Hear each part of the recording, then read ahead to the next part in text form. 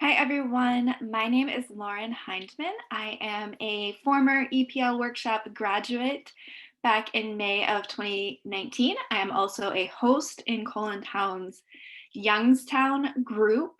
Um, Outside of the Town world, I'm a former marketing director who is now a PhD candidate at UMass Amherst, as well as an instructor in the digital marketing and design graduate program at Brandeis University.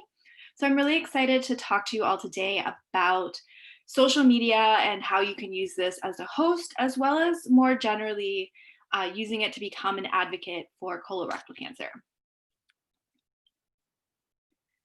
So we're going to cover a lot in this presentation, and I want to give you a little bit of an outline of what to expect before I get into each of the topics.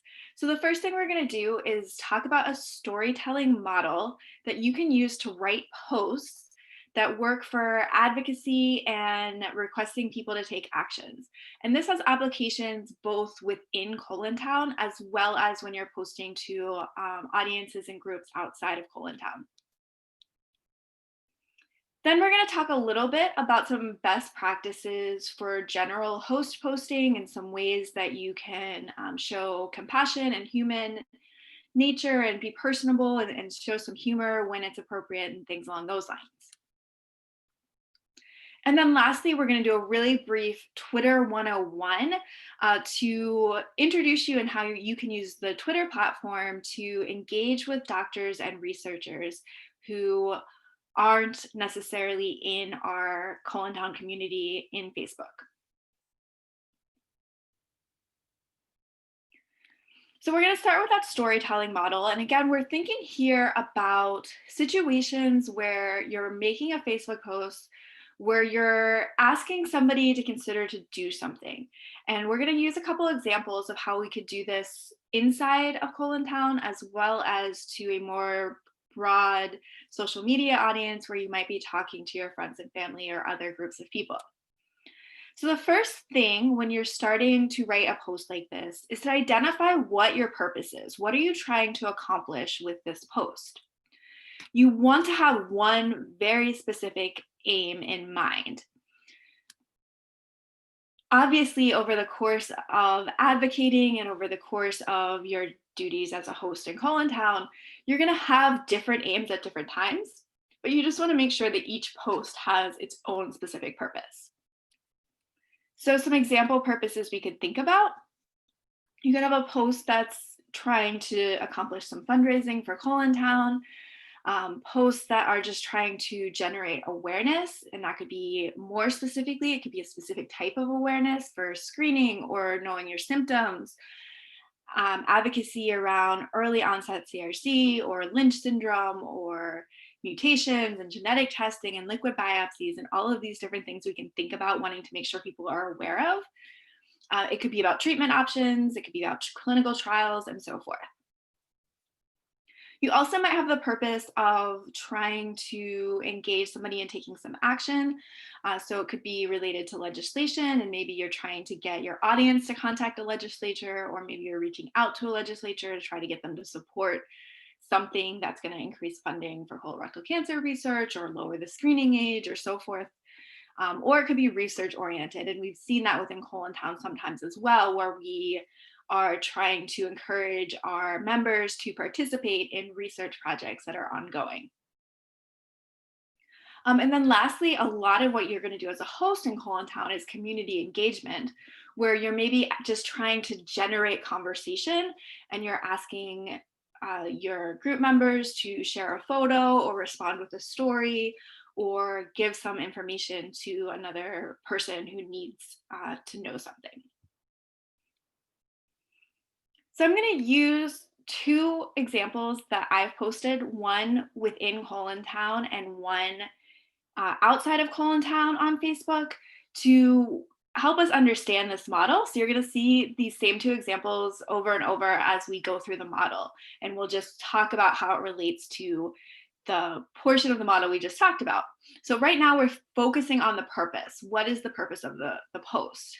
And this is a post that I put in the Youngstown group in Cullentown shortly after the death of Chadwick Boseman.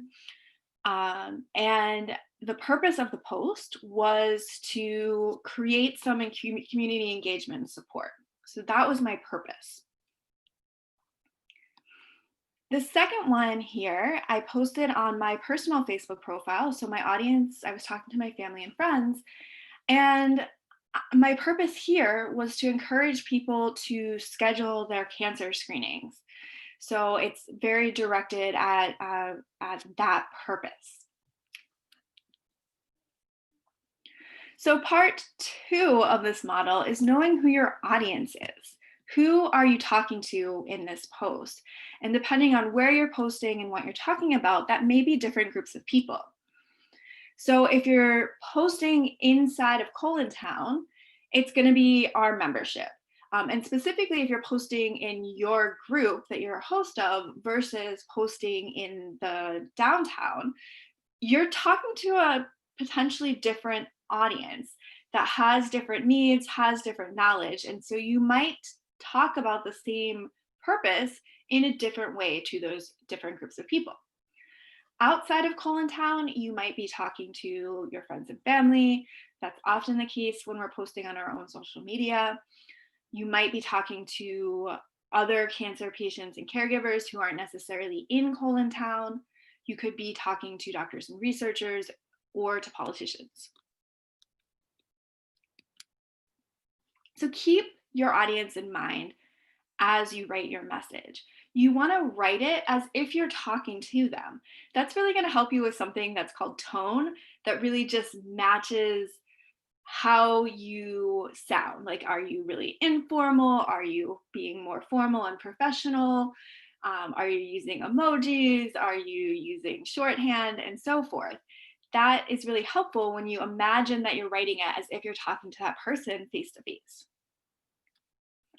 You also want to think about what that audience knows or doesn't know, because you don't need to spend time telling them something they already know.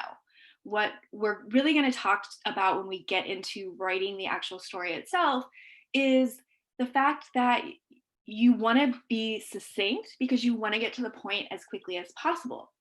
So think about what they already know, because that means you don't need to include that. On the flip side of that, what do they need to know? What do they need from you in order to be able to take whatever action you're going to be asking them to do?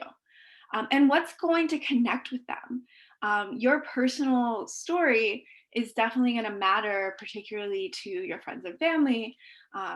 Whereas with a politician or a doctor or researcher, they maybe want a little bit more of like the clinical, technical information and want to see the bigger picture a bit more.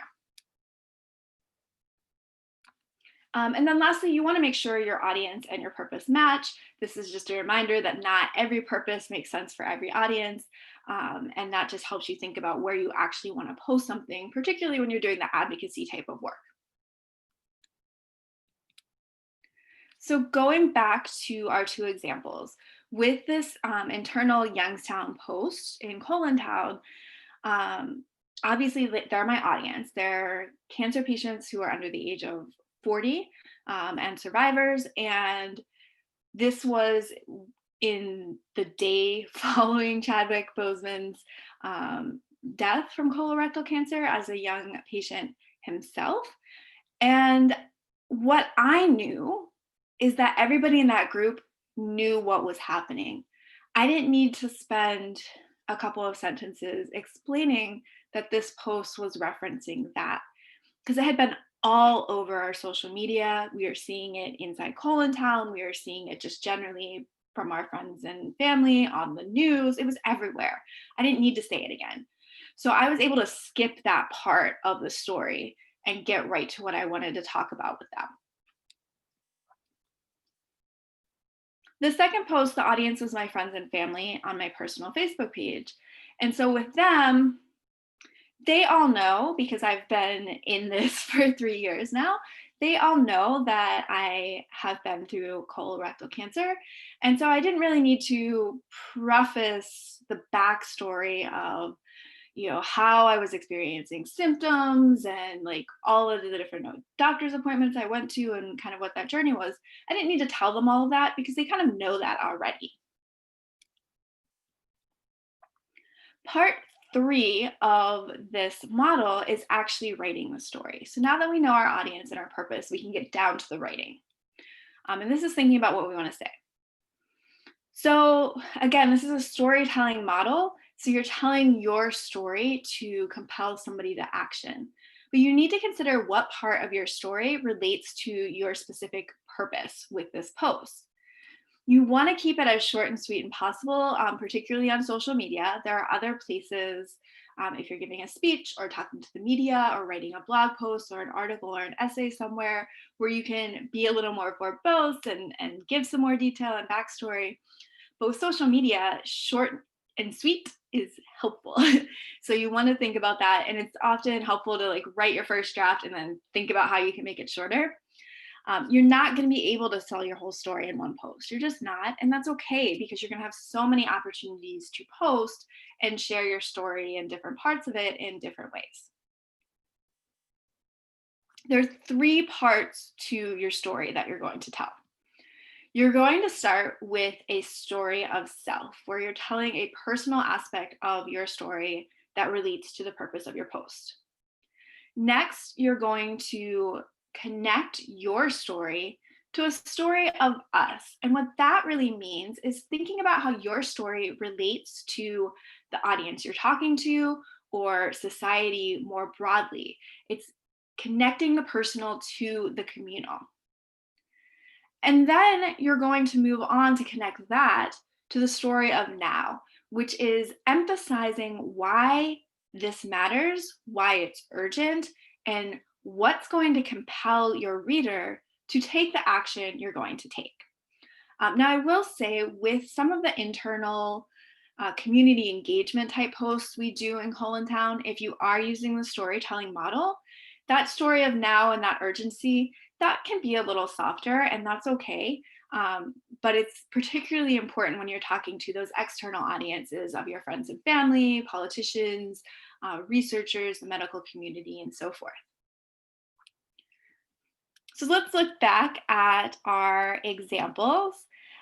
So with this Youngstown post, I start with the story of me, the story of self. When I say, hi, Youngstown, this past day has been a lot for me. So I'm connecting kind of what I'm going through. That's my story right now. I'm going through a lot with responding to the news of Chadwick's death. And then in the second part of the sentence, I say, as I'm sure it's been for many of us who are diagnosed with early onset colorectal cancer. That's the story of us. I'm connecting my story of I'm going through a lot to the story of us that so probably is the rest of this community. Notice that I did that. I accomplished those first two stories in one sentence. You're not always going to be able to do that, but that's what I mean by like thinking about how you might keep this short and sweet. Succinctness is great. And then I switched to a somewhat soft, but also fairly urgent because of the moment of what was going on, story of now. Please check in with yourself and connect with each other. I'm emphasizing that there's a need to do something right now. We need to respond to what's happened to us mentally in this moment. With the second example, I start again with the story of self. When I saw a gastroenterologist for digestive issues, she got me scheduled for a colonoscopy within 2 weeks, and I was in treatment just 2 weeks after that. That's my story and how it's going to relate to me encouraging people to go through screening. That's my screening story. My story of us during the pandemic, many people have postponed or skipped screenings, which will lead to more than 80,000 missed or late diagnoses. So that's me connecting it, yes, to my friends and family because they're included in that group, but also just a broader society, right? People out there have skipped their cancer screenings, and that's why my story matters, because it shows how quickly under normal circumstances you can go from seeing a doctor to being in treatment for cancer. I then go into my story of now, emphasizing that urgency. With cancer, early detection is key. We've got to take action now. Delaying is not good. So once you've done that, you're going to do one last thing, and that's make the ask. This is where you are fulfilling your initial purpose of your post.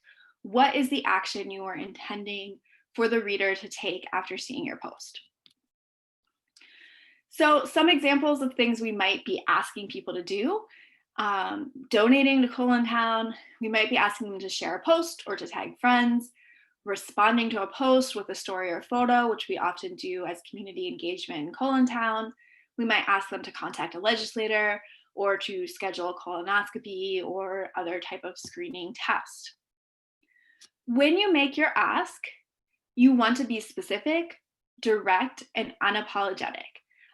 This can be really difficult for me, and I'm sure for a lot of you, to think about not kind of softening that ask because you feel bad asking people to do something, especially when we're talking about donating money and things like that. But when we think about it, right, when you look at companies who do advertising, they're not saying please and if you can and won't you consider, right? They're not softening that ask. They're saying buy our product. And so we as advocates can do that same thing. And I promise you, it's not going to come across as aggressive and needy, but it's going to make people more likely to not think that there's a way that they can get out of doing this. I do want to kind of preface that by saying that when we do these internal asks of other Colon Town members, we can be a little softer with those, particularly on sensitive topics. And again, some of those asks are a little softer themselves, especially if we're just asking them to share a photo of their vacation or something fun they've done recently. You want to write your ask in one of two ways. Either as an action statement, starting with a command verb, if you remember back in grammar lessons in elementary school, right? Our verb tenses. So some examples of this: share a photo below, learn the symptoms, donate now, contact your legislator. Those are all action statements because they start with that command verb. Or we can phrase it as a question. Will you contact your representative? Can you make a donation? And direct questions are actually very effective in advocacy work because people don't want to say no to you. And even though we're talking about writing these out as Facebook posts and they obviously can just ignore it if they don't want to, psychologically they just don't want to say no to you. And so asking it as a direct question makes them at least have that thought of, yes, I can make a donation. So let's go back to our two examples. The first one, again, like as I mentioned, it's a little bit of a softer ask because this was a sensitive topic and talking about mental health. So I did not want it to come across as I was commanding the members to participate in this post. So the last sentence here is my ask. If you'd like to share what you do when you're feeling low, please add to the comments. So that if you'd like to and that please are kind of softening it. You don't necessarily need to include that in a typical advocacy post.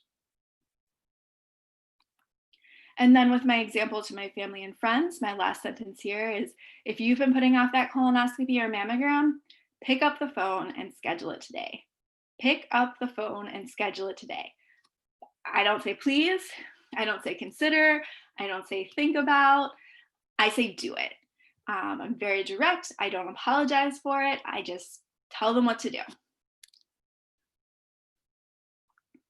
So let's move on to thinking about some other types of posts that we're going to do on social media sites. So far we've been talking just about Facebook when we've used this storytelling model. So here's some best practices you might think about with some Facebook posts. So first of all, there's no length limit. But you still want to keep your message succinct because shorter is better. People are just scrolling through their feeds. They're not going to stop to read an entire post. And when your ask is coming at the end, the sooner they can get to that ask, the better. You also can consider incorporating some built-in Facebook features to increase engagement, like fundraisers, polls, live video, links, and photos. Facebook has built these in for a reason and they want people to use them. And so, what they actually do is prioritize posts that have some of these features included in their algorithm. So, it makes it more likely that your post will show up in people's feeds. On Twitter, and we're going to talk about Twitter a little bit more in depth at the end of the presentation, but a few things to keep in mind. You have a length limit of 280 characters, so that can severely impact your succinctness level. You can choose to do a tweet thread where you connect multiple tweets together, and that can be useful. But I challenge you to try to take whatever message you've written and see how you can communicate it into 280 characters. It's a really good exercise in learning how to be succinct.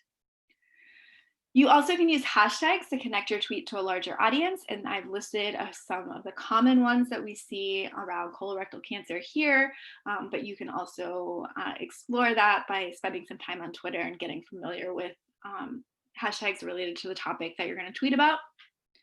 You can tag relevant accounts, so such as @Collintown, to amplify your message. It gets it seen by an account that maybe has a bigger audience than you do, and potentially they will retweet it or quote tweet it or reply to it. And then you can also participate in conversations through retweets, quote tweets, and replies. And again, we're going to touch on that in a moment. When we talk about Instagram, hashtags and tagging accounts are also really key. So just like on Twitter, images are particularly important. It's an image-based platform, so you have to have some kind of photo or video attached to it. So you can choose a photo of yourself or just a stock photo of some kind. Or you can think about putting part of your message into a graphic. There's a website called canva.com that is really straightforward to use. You go to it, you click that you want to make an Instagram post. It gives you a bunch of templates that are already pre-designed. You pick one that you like. You just change the text and change the colors. You can move things around, add other elements to it, and you'll have a really nice looking graphic in just minutes. Also keep in mind that hyperlinks don't work in Instagram other than the link in your bio. So think about how the ask you're making works without a link, right? So if you're asking somebody to donate or to contact a legislature or something like that, you need to think about how to tell them to do that without giving them the link to just click and do it, right? And then lastly, I just want to mention, I don't use it myself, but it's a growing platform, and there are some colorectal cancer advocates using this now, is TikTok. It's a video and visual based platform that's really popular with younger audiences. So particularly as we think about engaging with people who are now coming into the age where they're going to be at risk for early onset CRC, it might be a really good platform to explore using in that sense. So really quickly, taking that same example I showed you on Facebook for my external audience advocacy posts, I posted the same message through Twitter and Instagram, but made some changes. So with this tweet, I had to shorten it quite a bit. It was, even though it was a pretty to the point Facebook message, it still was too long for Twitter. So I had to make my story a lot smaller in that first sentence. I also changed the words colorectal cancer to hashtag colorectal cancer. I changed during the pandemic to hashtag during COVID. And really, again, just succinct, took out unneeded words to get it down to 280 characters in the rest of this message. On Instagram, I kept the language the same as I did on Facebook, but I did add those hashtags in, hashtag colorectal cancer and hashtag COVID-19. But you can also see I've added an image here. So this is an image I created on Canva in just a couple of minutes. So you can see how it's a pretty professionally made looking graphic. I am not a graphic designer, but it was very quick to do. I just changed the background color. I changed the color of the little squiggly line and the circle. And then I added the second block of text, which all I did was copy the first block of text and then moved it and made it a little smaller. So it was really pretty simple to make. And you can see if you use Instagram, you can think about how that image would kind of pop in your Instagram feed, right? And without even reading the whole caption, you would have an idea of what this post is about. Okay, so now moving on to some other kind of posts you might do as either a host in a Town neighborhood or as an advocate. So not every post you do is going to require that storytelling model. Sometimes you're just creating engagement, or you're just doing more general advocacy and awareness work that doesn't necessarily need an ask, doesn't have that action that you're wanting people to take. So some general tips for doing this. First, be personable, be relatable, be compassionate when the situations call for it. Make it fun when you can. Don't be afraid to use humor when it's appropriate. And again, think about using hashtags, images, and other platform-specific elements to spice up your post and increase the engagement. We have a few examples from some people in the colorectal cancer community, and specifically from some Town groups that we're going to share to explain this. So these first couple of posts are from Sarah DeBoard, who, as many of you may know, we lost recently, and she was a social media rock star and was a great advocate in the colorectal cancer community. And some of her posts really generate a lot of the best practices that you can do to engage with people, particularly outside of Town in these examples, right? So these first couple examples, she's using humor to get her message across, right? So this first one, she's actually talking about a post that she wrote about a side effect that I know I experience on an EGFR inhibitor, which is that you grow facial hair. And so she's talking about a serious topic, but doing it in a fun, lighthearted way that really works, particularly in this case when she's posting on Instagram. And then in the second post, again, she has a picture of herself in an poop emoji costume. She is, just having fun, making the work of colorectal cancer advocacy look fun and have that humorous spin on it. And she doesn't have any grand message with this post, right? Her caption is just perks of the job. But you can also see how she's using tags. She's tagging the Get Your Rear End Gear account, as well as some colon cancer specific hashtags, check your colon, hashtag poop emoji, and hashtag GYRIG, which is for the Get Your Rear End Gear race, to connect her post to a broader conversation.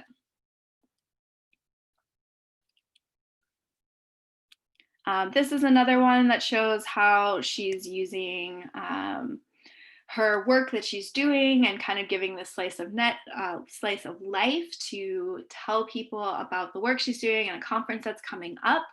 A very simple image. She just took a screenshot of her PowerPoint slide that she was working on, used probably was just using the Instagram built-in tools you can use to draw a circle around that. So you kind of see a little bit of it. And again, you see all of the tags and hashtags she's using at the bottom. The post on the right side of your screen is talking about a fundraiser on Facebook. So I'm sure many of you have seen this if you spend any amount of time on Facebook, where you can embed a Facebook fundraiser into a post, which is a great way to raise awareness and raise money. Within Town, as a host, one of the most common things you'll be doing is making welcome posts. to new members. And there's a few different ways you can approach doing this, and it might vary based on the neighborhood that you're posting in. So, this first example from Dennis and the second one from Kristen, they're talking in a group where caregivers have lost their loved ones. And so they're really doing an excellent job of showing compassion in their welcoming message. So they're acknowledging the situation.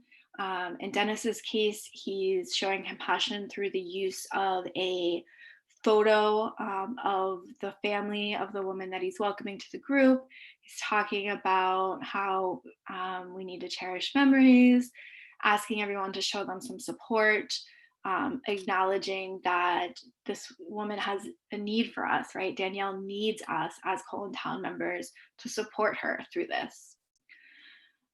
Kristen is using just a nature photo, which also nature photos are great at kind of conveying that idea of welcomeness and compassion, and is acknowledging the heartbreak of welcoming new members to this group, where in other groups we might be a little more upbeat and humorous and just more regular type of interactions in our welcoming. But in this group, it's so important to acknowledge the sadness and the heartbreak that exists, and acknowledge the sense of community that this group is going to provide.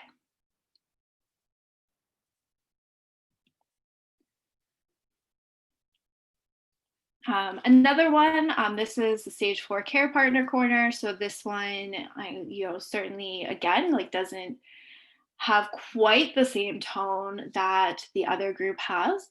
But there's still a message of compassion, again, communicated through that image. Let us know how we can help. We're here for you. Those are things that, that's our slogan, right? Colin Town, here for you. So using phrases like that is a great way to show compassion. Another example with a beautiful image, just conveying that softness, that happiness at the same time. It's not an overwhelmingly sad image, but it still conveys a sense of calm and happy and compassion. How can we help? Right? That's another great thing, to ask the person to let us know what we can do for them. So on the flip side, in other groups, we can think about being okay with making it fun, keeping it lighter, and having a sense of humor. So this one is Rachel here is using just a couple of funny images, which again, like don't even necessarily relate directly to what she's saying about welcoming the person. She still has this message of, we can help, tell us everything, welcome, but then just has a funny message that people can laugh at and interact with. And as you can see, a lot of people are laughing at it or reacting surprised or like, oh my gosh, that's amazing. Because these images, what they're doing, besides creating a little bit of levity in these groups, which we all need that, they're going to pop out in people's timelines. They're going to make them stop and look at it, which will ultimately increase your engagement on some of these standard posts where we're welcoming new members and people are just used to seeing it and scrolling on by. A couple of more educational oriented posts. So this first one from Lindsay, our mayor, is talking about the launch of Colin Town University. She starts out with actually using kind of a pop culture reference, creating a little bit of humor, a play on the lions and tigers and bears, oh my, from the Wizard of Oz there. And also meeting the audience at their level, like getting the fact that the reason that Colin Town University exists is to make these topics approachable to people who don't have a science background, who aren't doctors, who aren't researchers. And so connecting with that idea of it's okay that you don't know all of this stuff. That's why we built this tool. It's here for you. And then this other post from Kim talking about whether we might want to create a group for small bowel and intestine cancer, uh, very to the point, but also using an image to help draw some attention to this, and also acknowledge the fact that a lot of people might not, even within our colorectal cancer community, where we all know a lot more about our digestive systems than the average person, they might not know what the difference is between your large intestine, your colon, and your small bowel intestine. So this helpful graphic kind of points that all out to people so that they understand what she's talking about.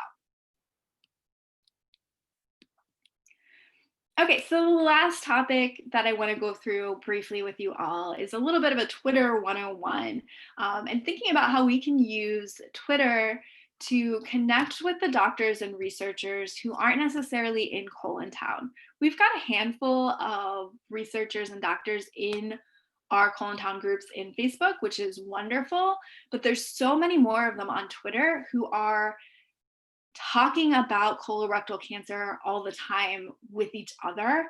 And we, as patient advocates, can get involved in that conversation, can learn from that conversation, and can also do the work of advocating to those individuals who are the ones who ultimately are going to be able to make new treatments happen or make new side effect management techniques happen. Because they are the ones with the ability to influence what's happening in the medical community. So there's some ways that you can get started with doing this, and I'm gonna at the end do actually head to Twitter on your screen so you can see some of this in action. You can use @tagging and hashtags. You can search for different hashtags and follow accounts. And you can engage with these people through replies, retweets, and quote tweets. So a couple of examples. This first one, so Manju does an excellent job of Twitter engagement, and you may have seen sometimes she will bring information she finds on Twitter and bring it over to our Facebook groups for us. But this is some of the work she's doing. So she here is replying to an ongoing conversation between an oncologist and another patient advocate.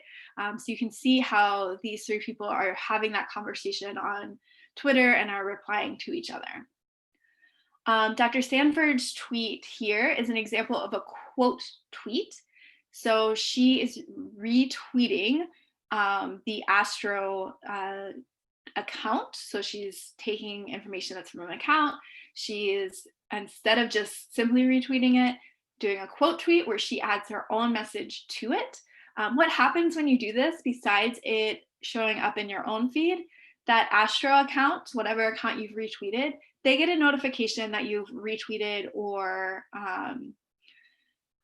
quote tweeted or replied to them, whatever action you're taking, which makes your presence known to them. And the more you're engaging in this, the more people are going to notice you and they're going to look at what else you're saying. And that's really how these conversations and engagements can happen. And then one other example from Manju, this is where she's using hashtags to connect to the conversation, as well as tagging some relevant accounts of people that she wants to ask some questions of. So she's taking a hypothetical question about doing a research study and changing a kind of screening strategy, implementing some of the liquid biopsies that she's been advocating for. She wants to know how would it work. And so the people that she wants to ask are the experts in this field. And so she's tagging a bunch of researchers and doctors in her post so that they can see what she asks and respond to it. So let me really quickly, for one last bit here, show you how we might do this on actually on Twitter.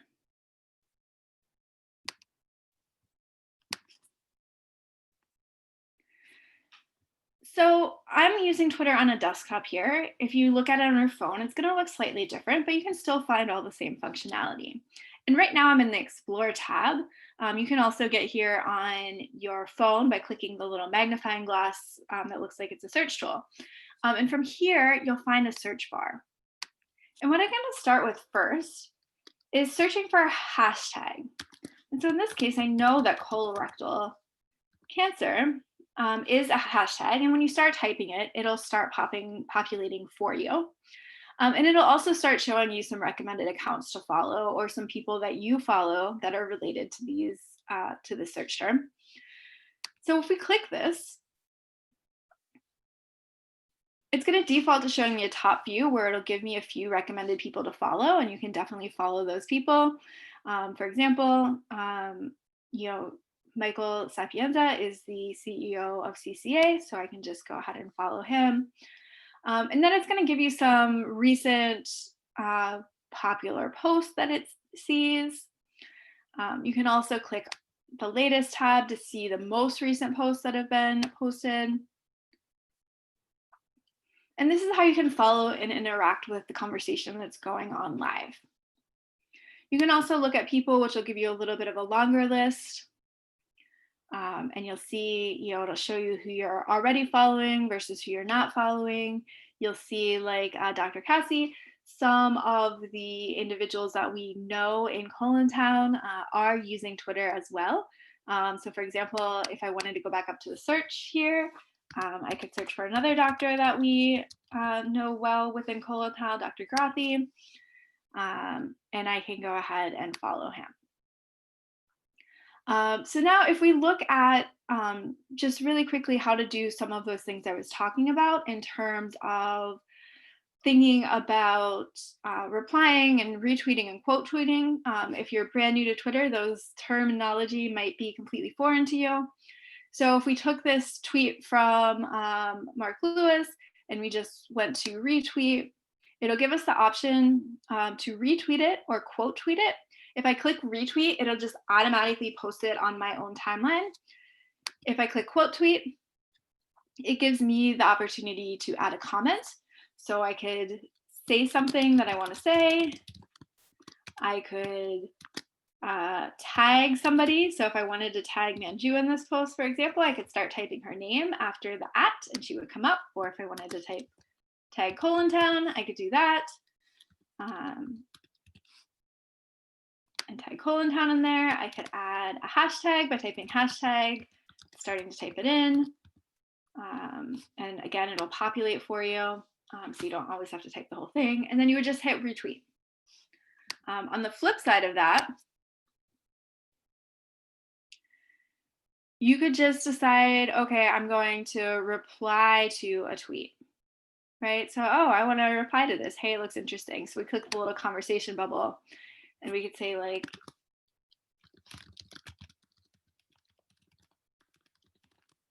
type something in and then hit reply, and they would get notified that we replied to them. So that's really all I wanted to show you with Twitter.